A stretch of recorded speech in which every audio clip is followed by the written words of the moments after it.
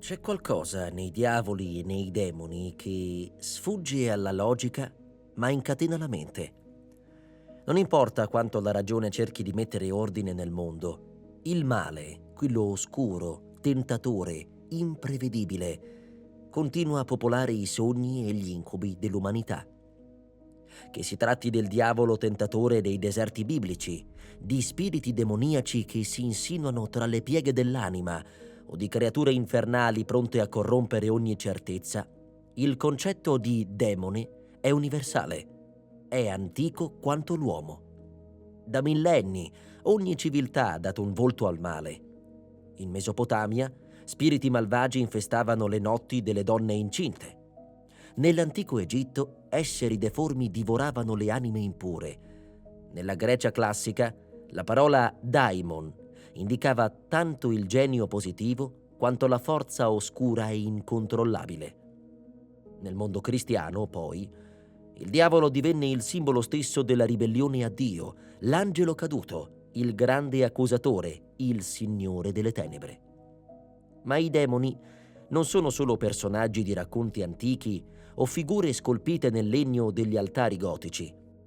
Sono anche specchi, deformanti ma rivelatori delle nostre paure più profonde. Sono il caos che si nasconde dietro l'ordine, l'ignoto che l'uomo cerca disperatamente di dominare per non esserne sopraffatto. Dove c'è incertezza, malattia, disordine, dolore, lì, storicamente, si è cercata l'ombra di un demone. La demonologia, la scienza, o meglio la tradizione che studia i demoni, è una finestra privilegiata per capire le civiltà. Perché ogni cultura ha inventato i suoi diavoli, li ha inseriti nei propri miti, li ha combattuti con riti, formule, simboli e, in molti casi, li ha trasformati in strumenti di controllo sociale, morale o politico. Nel corso dei secoli, il diavolo ha assunto 1000 forme, dalla creatura cornuta e zoccoluta dei bestiari medievali al fascinoso tentatore del romanticismo, dal signore dei Sabba perseguito nei processi alle streghe al raffinato manipolatore della cultura pop.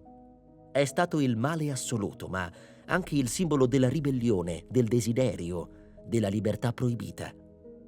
Ha ispirato artisti, poeti, registi, psicoanalisti e oggi vive ancora, più che mai, nella narrativa, nel cinema, nei videogiochi e persino nei meme. Il diavolo non è morto, si è solo adattato. Questo viaggio che stai per intraprendere è un'esplorazione a più livelli. Partiremo dalle radici antiche del concetto di male, passando per le teologie e i sistemi religiosi che hanno codificato i demoni come esseri intelligenti e pericolosi. Visiteremo le corti dell'Inquisizione, i sabba delle streghe, gli incubi delle possessioni documentate. Vedremo come i demoni abbiano preso posto nell'arte, nella letteratura, nella mente umana e infine li incontreremo nelle forme più moderne, nei film, nei racconti dell'orrore, nei personaggi che popolano le serie TV, i fumetti, i sogni digitali dell'era contemporanea. Perché in fondo, parlare di diavoli e demoni significa parlare di noi, dei nostri abissi, dei nostri limiti, delle nostre tentazioni e anche della nostra capacità straordinaria e tragica di proiettare il male fuori da noi per poterlo affrontare o per illuderci di poterlo sconfiggere. Benvenuto dunque in questo viaggio tra tenebre e simboli, dove ogni nome pronunciato ha una storia, ogni volto demoniaco è un riflesso e ogni leggenda cela una verità più profonda, che l'uomo, da sempre, è in cerca non solo della luce, ma anche delle sue ombre.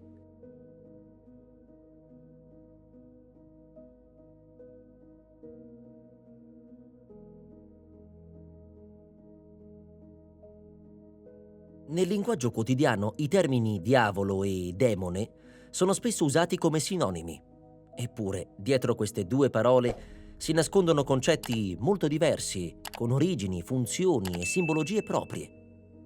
Per comprendere appieno l'universo oscuro che esploreremo, è fondamentale chiarire questa distinzione. Il diavolo, con la lettera maiuscola, È una figura centrale nella tradizione giudaico-cristiana. Il termine deriva dal greco diabolos, che significa calunniatore o accusatore. Nel corso dei secoli questa figura ha assunto molte identità: Satana, Lucifero, Belzebù, ciascuna con tratti particolari ma accomunata da un unico tratto distintivo: l'essere l'antagonista supremo di Dio. Nel cristianesimo, il diavolo è il capo degli angeli caduti, il primo a ribellarsi a Dio, colui che ha scelto l'orgoglio, l'invidia, la disobbedienza. Non è un semplice spirito maligno, ma un'entità morale e metafisica, con uno scopo ben definito: corrompere l'uomo, opporsi alla salvezza, deviare il disegno divino. I demoni, invece, sono un insieme più variegato e antico. La parola demone deriva dal greco daimon e nelle origini non aveva una connotazione negativa. I daimones erano spiriti intermedi, simili ai geni della cultura romana, capaci di influenzare positivamente o negativamente la vita degli uomini. Solo con il passare del tempo, e in particolare con l'influenza del pensiero cristiano, il termine si carica di un significato esclusivamente negativo. I demoni diventano così esseri inferiori, spiriti maligni al servizio del diavolo, suoi alleati o strumenti. A differenza del diavolo, che è uno, i demoni sono molti. Possono incarnare vizi quali lussuria, ira, invidia, disturbi o paure collettive. Possono infestare luoghi, tormentare gli esseri umani, possederli. Ma non hanno l'autonomia e la grandezza del diavolo. Sono subordinati, specializzati, ognuno con una funzione particolare nell'organizzazione infernale.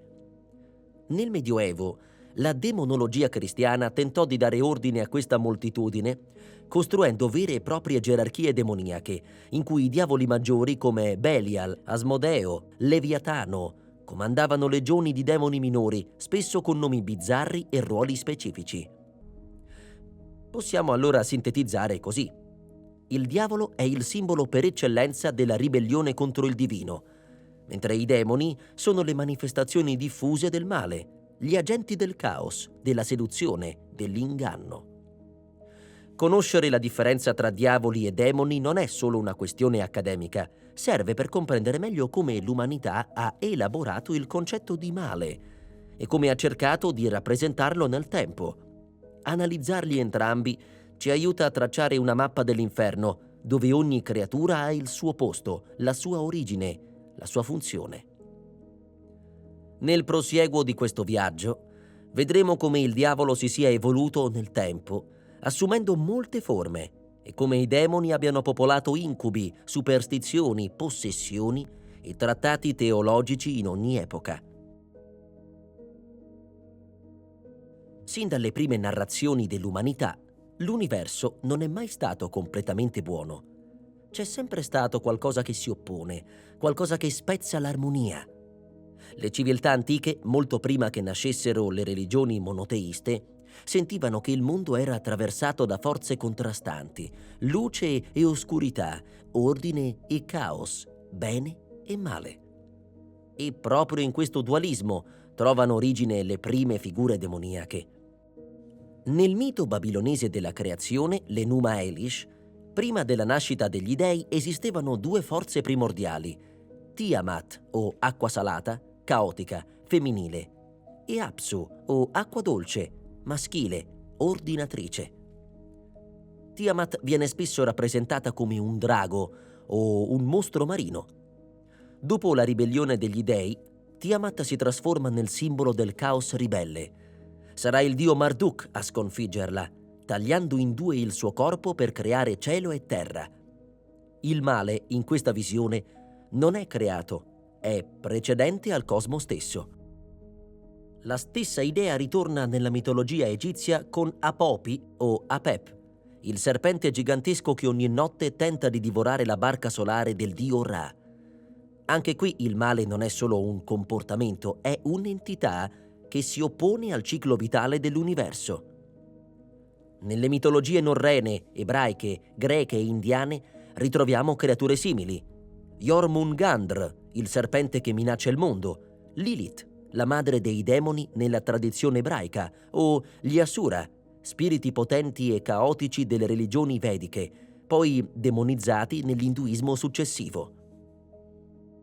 Queste entità sono già demoniache nel senso moderno, anche se non ancora chiamate demoni o diavoli. Sono forze ostili al cosmo, all'ordine, alla vita, che agiscono per distruggere, deviare, ingannare o divorare. Nel pensiero ebraico, il male non è un'entità creata da Dio, ma nasce dalla libertà concessa all'uomo. Tuttavia, nelle scritture più antiche emergono figure ambigue. Il Satana del libro di Giobbe, ad esempio, non è ancora il diavolo, ma un accusatore celeste, un membro della corte divina che ha il compito di mettere alla prova gli esseri umani. È con i testi apocrifi e l'influenza del pensiero persiano, soprattutto lo zoroastrismo, che questa figura comincia a trasformarsi in un avversario vero e proprio. Nello zoroastrismo, per la prima volta, il male ha un nome e un volto: Angra Mainyu o Ahriman, lo spirito del male, nemico giurato del dio buono Ahura Mazda. È eterno, potente e ha legioni di demoni al suo servizio. Questa è la struttura che influenzerà profondamente il giudaismo post-esilico e poi il cristianesimo e l'Islam. A questo punto il male non è più solo una forza caotica, è una volontà consapevole, un'intelligenza che agisce contro Dio e contro l'uomo. Nascono così i demoni come li intendiamo oggi, non solo mostri, ma entità morali, spirituali, corrotte e corruttrici. Ma perché esiste il male? Perché Dio o gli dei lo tollerano? Questo interrogativo ha tormentato filosofi e teologi per secoli. In molte religioni il male ha una funzione precisa: mettere alla prova, purificare, insegnare. È un male pedagogico, necessario, che deve esistere per dare senso al bene. Alcune tradizioni gnostiche spingeranno questo concetto all'estremo. Il mondo materiale è opera di un dio inferiore, malvagio, che ha imprigionato le anime pure. In questa visione il diavolo non è l'eccezione, ma la regola di questo mondo corrotto. Un'idea che influenzerà molte eresie medievali, da cui nasceranno anche i miti più cupi del demonio. Quando il male entra nella dimensione umana e non solo cosmica o metafisica, allora entrano in scena i demoni tentatori, coloro che parlano all'anima, sussurrano al cuore, alterano la volontà.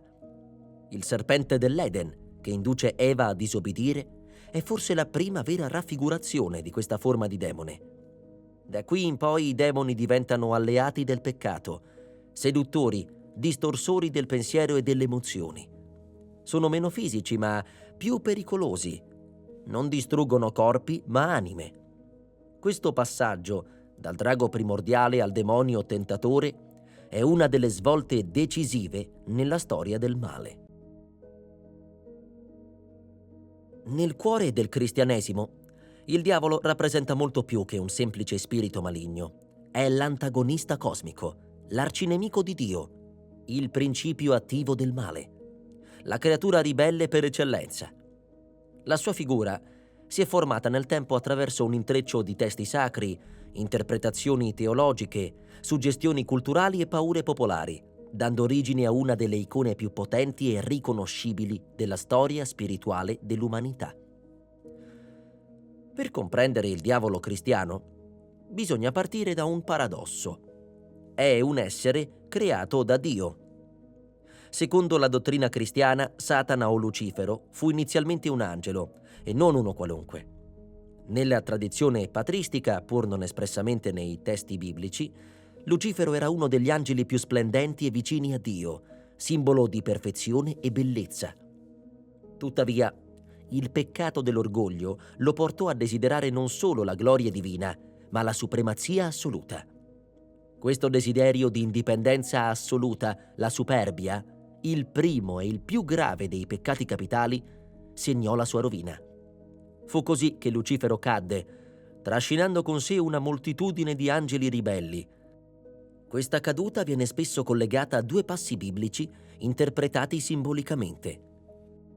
Nel libro di Isaia, capitolo 14, versetti da 12 a 15, si legge: «Come sei caduto dal cielo, Lucifero, figlio dell'aurora, come sei stato abbattuto a terra, tu che abbattesti le nazioni. Eppure avevi detto in cuor tuo: salirò in cielo, innalzerò il mio trono al di sopra delle stelle di Dio. Mi siederò sul monte dell'assemblea, salirò sulle alture delle nubi, sarò simile all'Altissimo. E invece sei precipitato negli inferi, nel fondo dell'abisso». Nel libro dell'Apocalisse, capitolo 12, versetti 7, 8 e 9, si narra la battaglia tra Michele e il dragone. Ci fu una battaglia in cielo. Michele e i suoi angeli combattevano contro il dragone. Il dragone e i suoi angeli combattevano, ma non prevalsero. Fu precipitato il grande dragone, il serpente antico, chiamato Diavolo e Satana. La combinazione di questi versetti, unita a commentari successivi, ha costruito la narrazione teologica della ribellione di Satana, una creatura perfetta che, per superbia, si trasforma nel nemico dell'ordine divino. Nella Bibbia Satana compare in modi diversi e in tempi differenti, evolvendosi da figura ambigua a nemico dichiarato. Nel libro di Giobbe, Satana appare come un membro della corte celeste, un accusatore che mette alla prova la fede del giusto.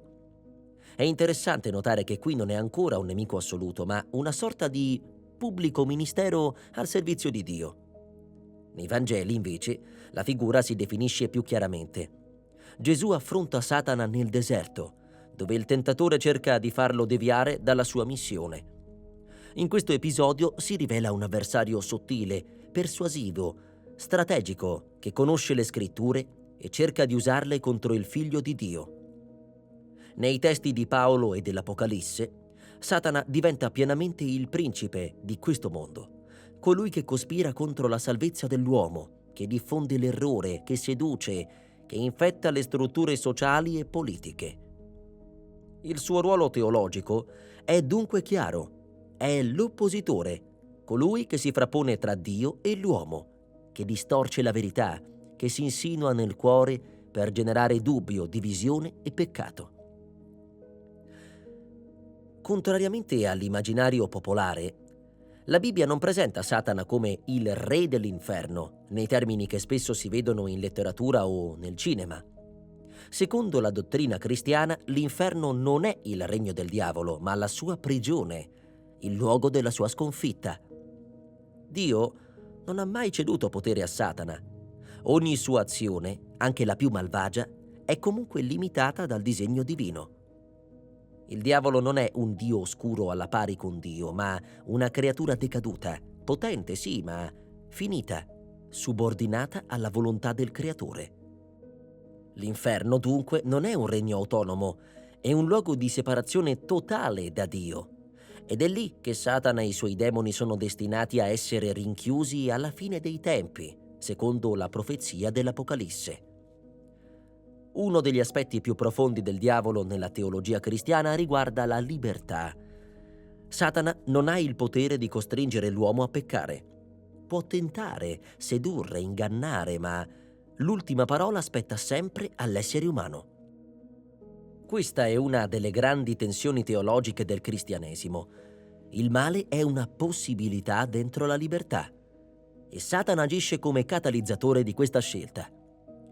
Come nel giardino dell'Eden, dove si presenta sotto forma di serpente per tentare Eva, così nella vita di ogni credente il diavolo è la voce che insinua il dubbio, che promette scorciatoie, potere, piacere, ma a caro prezzo. In questa prospettiva, Satana diventa una funzione spirituale. È colui che costringe l'uomo a confrontarsi con la propria coscienza, con il proprio libero arbitrio, con il proprio limite. Nei primi secoli del cristianesimo, i padri della Chiesa cercarono di sistematizzare la dottrina sul diavolo. Origene, Agostino, Tommaso d'Aquino e molti altri rifletterono sul suo ruolo, sul suo peccato originale, sulla sua natura. La domanda che si ponevano era spesso la stessa: come può il male esistere in un universo creato da un Dio buono? Le risposte furono complesse e raffinate, ma tutte convergevano su un punto. Satana è il prodotto della libertà, non della malvagità divina.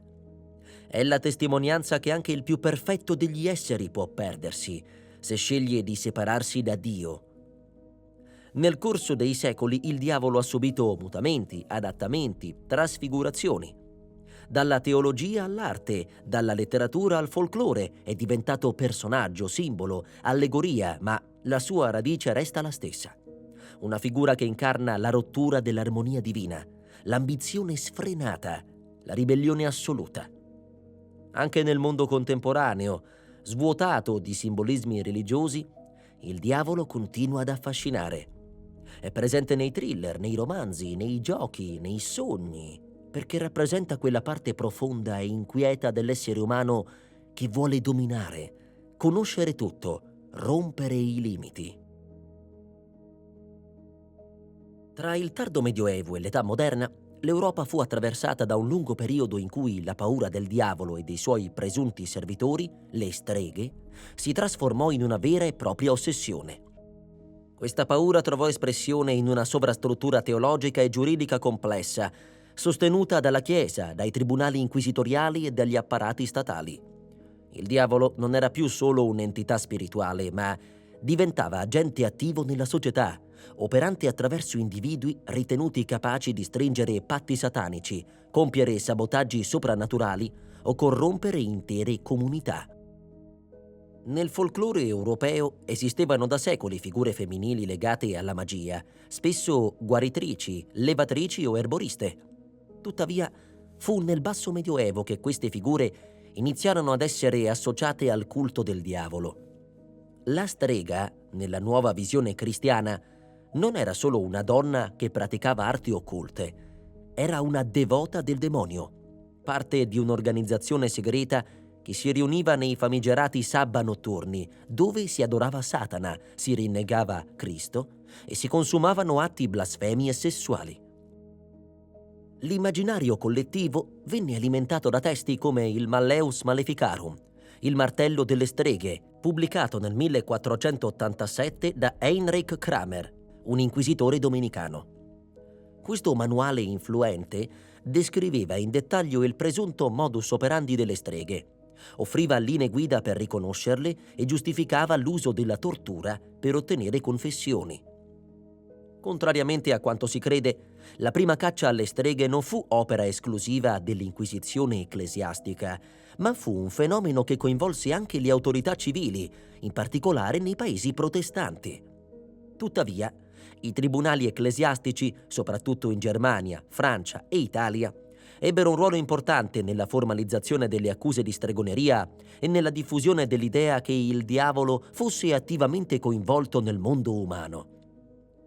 Inizialmente l'Inquisizione era scettica verso le accuse di stregoneria, considerando le superstizioni popolari, ma con l'evoluzione della teologia demonologica e l'aumento delle pressioni sociali, anche la Chiesa finì per accettare l'esistenza di una setta satanica di streghe. Il processo inquisitoriale si fondava sulla delazione, la confessione spesso ottenuta con la tortura e l'esemplarità della pena. Il diavolo veniva descritto come una figura capace di trasformarsi, apparire in forma umana o animalesca e sedurre uomini e donne con patti di sangue. La strega, si diceva, riceveva un marchio del diavolo al momento del patto, una zona del corpo insensibile al dolore che veniva cercata con aghi durante i processi. Era lui a donare i poteri magici, a presiedere ai sabba e a condurre l'anima dell'iniziata nel peccato e nella dannazione. Questo immaginario contribuì a creare una psicosi collettiva. In alcuni casi, intere comunità si convinsero di essere minacciate da una piaga stregonesca e le autorità risposero con processi, torture e roghi. Si calcola che tra il XV e il XVIII secolo furono processate dalle 60.000 alle 100.000 persone, per lo più donne, e che decine di migliaia vennero uccise. Con l'avvento del razionalismo e dell'illuminismo, le credenze nella stregoneria iniziarono a essere viste con sempre maggiore scetticismo. Giuristi e pensatori come Montesquieu, Voltaire e Beccaria iniziarono a denunciare la crudeltà e l'assurdità dei processi per stregoneria. Inoltre, il concetto stesso di colpevolezza spirituale perse valore nei tribunali, favorendo una visione più laica e razionale della giustizia. Il legame tra streghe, diavolo e inquisizione rappresenta uno dei periodi più bui della storia europea, in cui la paura, la religione e il potere si unirono per giustificare violenze sistemiche. Il diavolo in questo contesto non fu solo un simbolo teologico, ma divenne uno strumento politico e sociale capace di giustificare persecuzioni e creare un nemico perfetto, invisibile, onnipresente e seduttivo. Se nei secoli passati il diavolo era percepito come una presenza reale e tangibile, con l'avanzare della modernità egli è divenuto un personaggio letterario e artistico capace di incarnare le tensioni più profonde dell'animo umano. Lontano dall'essere solo il male assoluto, Satana si trasforma nel tempo in simbolo di libertà, ribellione, desiderio, dubbio e persino tragedia esistenziale. La sua rappresentazione si adatta alla sensibilità dell'epoca, evolvendosi in modo affascinante. Nella letteratura medievale, il diavolo è spesso una figura caricaturale e didattica. Nelle moralità, le drammatizzazioni teatrali a scopo religioso appare per tentare l'uomo, ma sempre destinato alla sconfitta. In molti manoscritti e prediche, il diavolo è rappresentato in modo grottesco: zoccoli, corna, lingua biforcuta, simbolo del peccato e del disordine. Un'opera fondamentale è La Divina Commedia di Dante Alighieri, dove Satana è relegato al centro della terra, immobile, imprigionato nel ghiaccio, con 3 facce che divorano eternamente Giuda, Bruto e Cassio. Dante non lo raffigura come il Signore del fuoco, ma come la personificazione del vuoto assoluto, della negazione divina. La sua staticità è la sua condanna, eterno simbolo della sconfitta e del tradimento. Con il Rinascimento il diavolo assume tratti più intellettuali e seducenti. È l'epoca del mito di Faust, il dottore che vende l'anima al diavolo in cambio di conoscenza e potere. Il tema del patto diabolico affascinerà autori per secoli. Nel Romanticismo, Satana diventa eroe tragico.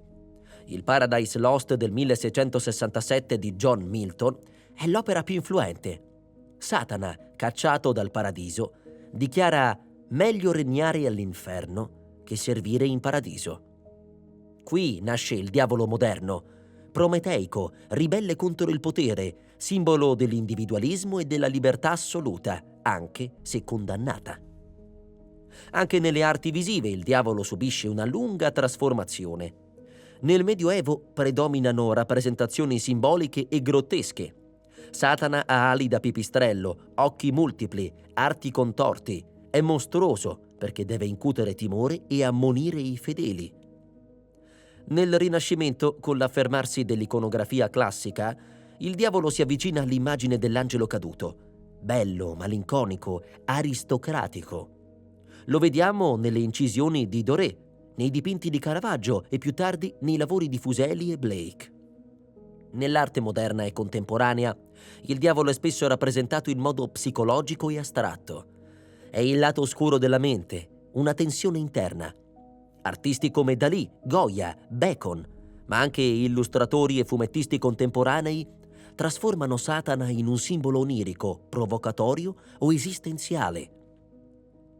Il diavolo ha conosciuto una nuova vita nel XX e nel XXI secolo grazie a cinema, musica e fumetti.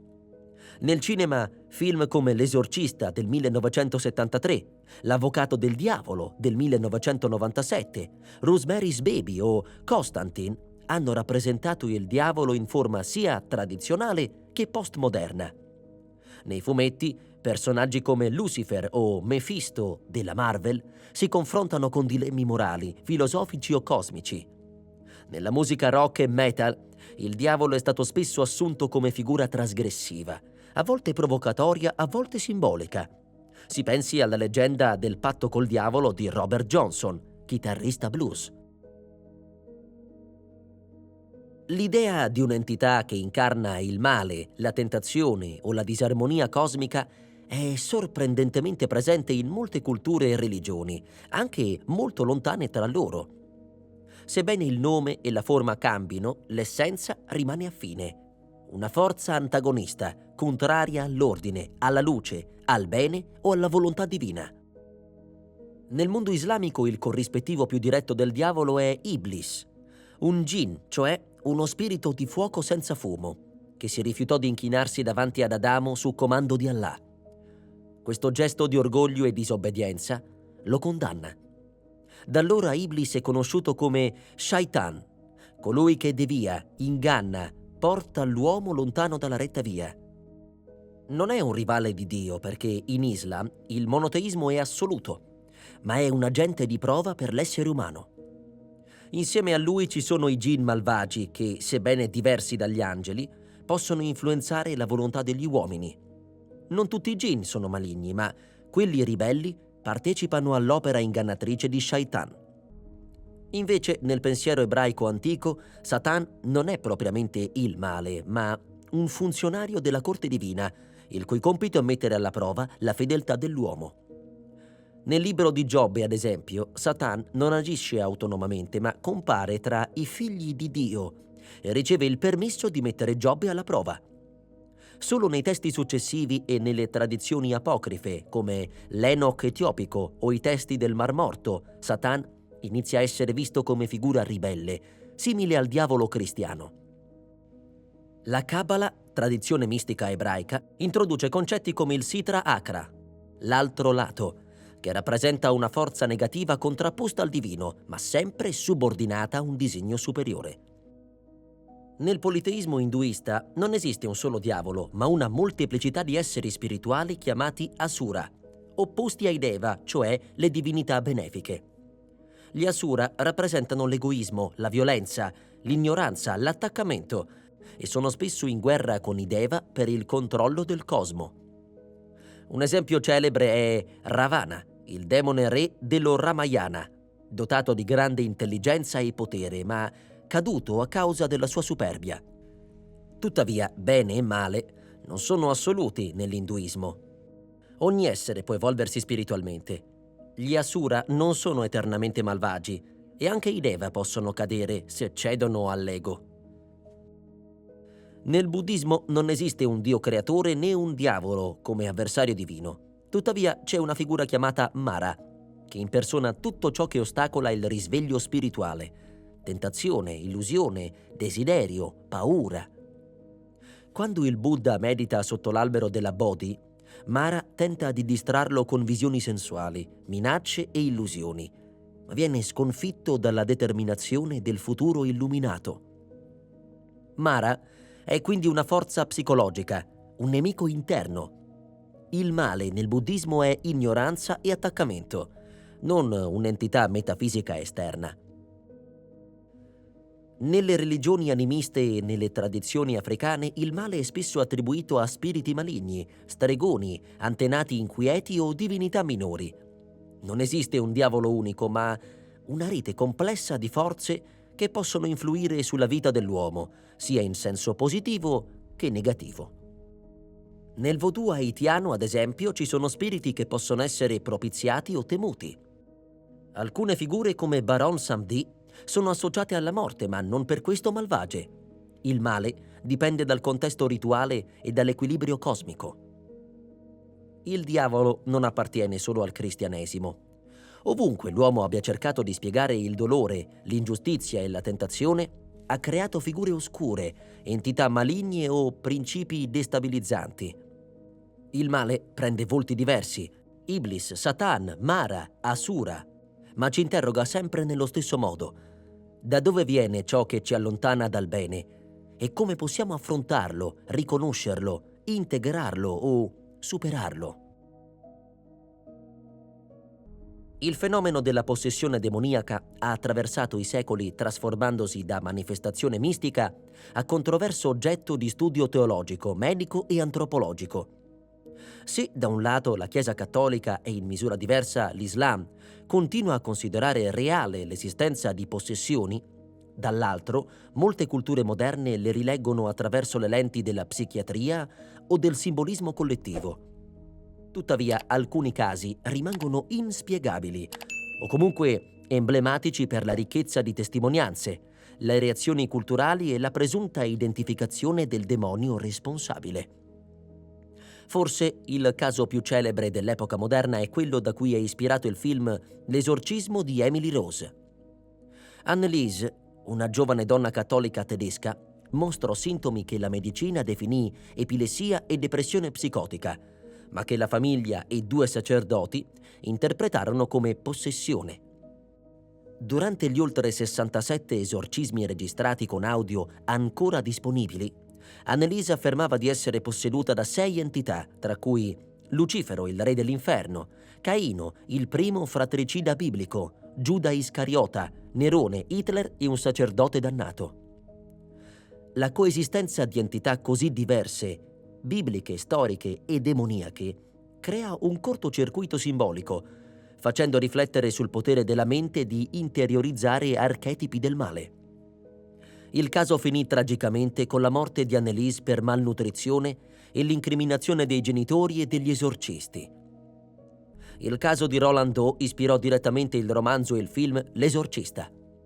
Roland, pseudonimo di un ragazzo del Maryland, iniziò a manifestare comportamenti anomali dopo l'uso di una tavola a Ouija. Oggetti che volavano, scritte apparse sul corpo e la voce trasformata convinsero la famiglia a chiedere l'intervento dei gesuiti.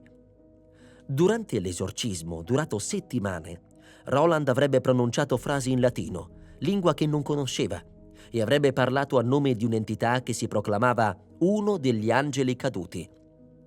Il demone non fu mai identificato con certezza, ma in alcune trascrizioni si fa il nome di Pazuzu, antico demone assiro-babilonese del vento, poi ripreso nel film come figura iconica.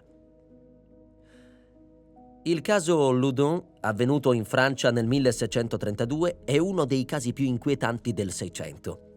Coinvolse un intero convento di suore orsoline nella cittadina francese di Loudun. Le suore iniziarono a manifestare comportamenti isterici, visioni erotiche e aggressività verbale, accusando il parroco Urbain Grandier di averle stregate con l'aiuto del diavolo. Grandier fu arrestato, torturato e condannato al rogo. I nomi dei demoni evocati furono registrati nei verbali d'epoca e includevano Asmodeo, demone della lussuria, Leviatano, simbolo dell'orgoglio e del caos, Behemoth, Baal e Astaroth. Il caso è un esempio estremo di isteria collettiva, in cui la religione, la politica e la repressione sessuale si mescolarono fino a creare una tragica caccia al colpevole ideale. Nel 1906 una giovane studentessa cattolica in un convento sudafricano dichiarò di aver stretto un patto con il diavolo a soli 16 anni. In seguito iniziò a manifestare xenoglossia, cioè parlava in lingue sconosciute, avversione al sacro, forza sovrumana e levitazione. Durante l'esorcismo, durato 2 giorni, si manifestò un'entità che si proclamava Belzebù, il signore delle mosche, uno dei principali nomi demoniaci della tradizione ebraico-cristiana. L'esorcismo fu ritenuto riuscito e Clara visse ancora qualche anno dopo l'episodio. Molti studiosi oggi interpretano questi fenomeni come manifestazioni di disturbi dissociativi, episodi psicotici, isteria collettiva, suggestione religiosa e sociale e contesto repressivo sessuale o educativo. Il diavolo, inteso come entità che incarna il male assoluto, non è mai stato una figura univoca. Ha assunto nomi, forme e funzioni diverse a seconda dell'epoca, della cultura e della visione religiosa o esoterica. Alcuni nomi sono diventati universali, altri più marginali ma ugualmente affascinanti. Scopriamo chi sono i principali protagonisti dell'universo demoniaco e come il loro significato sia mutato nel tempo. In cima alla lista non poteva esserci che Lucifero.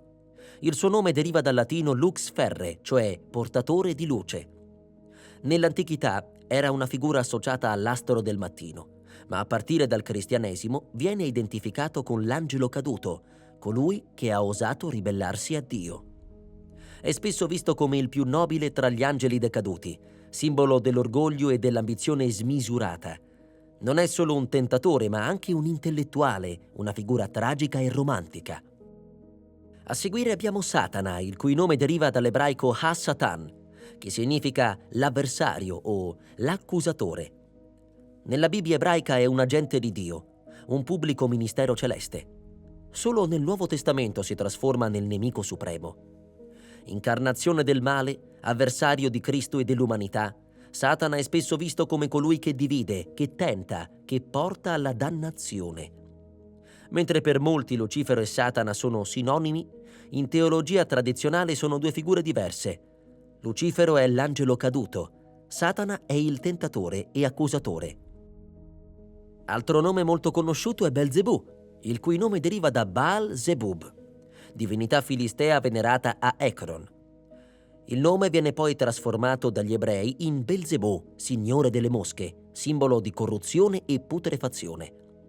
Secondo alcune gerarchie infernali medievali, è il secondo in comando dopo Lucifero. È associato alla superbia e alla gola. Asmodeo invece è il demone della lussuria. È una figura presente nel libro di Tobia, l'Antico Testamento, dove uccide i mariti di Sara prima della consumazione del matrimonio. Demone dell'istinto sessuale, simbolo della lussuria incontrollata. Nella tradizione cabalistica è uno dei 7 principi infernali. In Il nome della rosa di Umberto Eco è evocato come spirito della tentazione. Astaroth è il demone della vanità e dell'intelletto corrotto. Adattamento del nome Astarte, divinità semitica della fertilità. La tradizione cristiana lo trasforma in un demone maschile. È descritto come un duca dell'inferno che inganna i sapienti e i filosofi, proponendo la conoscenza come via per la perdizione. Leviatano è il caos primordiale, mostro marino menzionato nell'Antico Testamento. Simboleggia il caos delle acque, il potere distruttivo incontrollabile. Nel cristianesimo rappresenta l'orgoglio e la tentazione dell'abisso. In alcune teologie è uno dei 3 principali demoni insieme a Lucifero e Belzebù. Mefistofele invece è il diavolo intellettuale. Non compare nella Bibbia, ma nasce dalla tradizione letteraria tedesca con il mito di Faust. Mefistofele è il demone che stipula il famoso patto per l'anima in cambio di conoscenza. Non è malvagio in senso assoluto, ma simbolo del dubbio, della tentazione intellettuale e della disperazione spirituale. Dai testi sacri alle leggende popolari, dalle tragedie classiche alla cultura digitale, i diavoli sono diventati specchi deformanti delle paure, dei desideri e delle contraddizioni dell'uomo. Non semplici entità infernali, ma simboli eterni del limite, della trasgressione e del conflitto interiore. Dalla notte dei tempi, diavoli e demoni hanno abitato l'immaginario collettivo dell'umanità come figure oscure, ambigue, al tempo stesso temute e affascinanti. Che li si interpreti come entità soprannaturali, come archetipi psicologici o come strumenti narrativi per spiegare il male, il loro potere evocativo non è mai venuto meno, anzi, ha saputo trasformarsi, adattarsi, mutare volto a seconda delle epoche, delle culture, delle credenze. Nel corso di questo viaggio tra testi sacri e inquisizioni, tra arte e leggenda, tra teologia e psicologia, abbiamo visto come il diavolo non sia soltanto il male in senso assoluto, ma piuttosto un riflesso delle nostre paure più profonde, l'ignoto, la trasgressione, la perdita del controllo.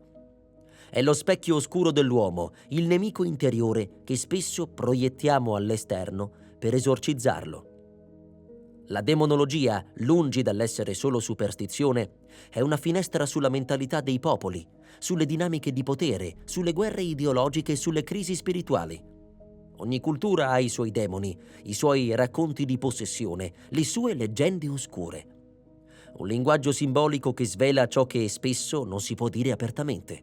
E in questo senso parlare di diavoli e demoni significa anche parlare dell'uomo, della sua storia e dei suoi abissi. Nelle possessioni che scuotono la coscienza collettiva, nelle opere letterarie che li trasformano in antieroi, nei film che li esorcizzano con l'ironia o la paura, questi esseri non muoiono mai del tutto. Cambiano maschera, ma rimangono presenti, perché finché esisterà il male, il dubbio, il desiderio, ci sarà sempre spazio per raffigurarlo con un volto, un nome, un mito.